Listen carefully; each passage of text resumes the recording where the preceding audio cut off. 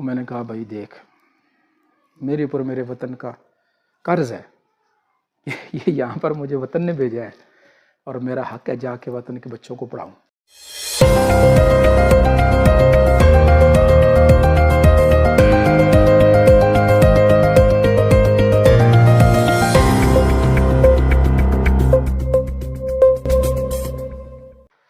बिस्मिल्लाहिर्रहमानिर्रहीम।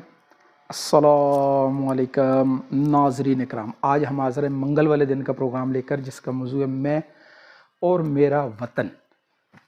वतन हर इंसान को अजीज़ होता है, बशर्ते कि वो थोड़ा सा तुख़्म में हलाल हो, क्योंकि जो जाए पैदाश होती है उससे लाशौरी तौर पर सबको प्यार होता है।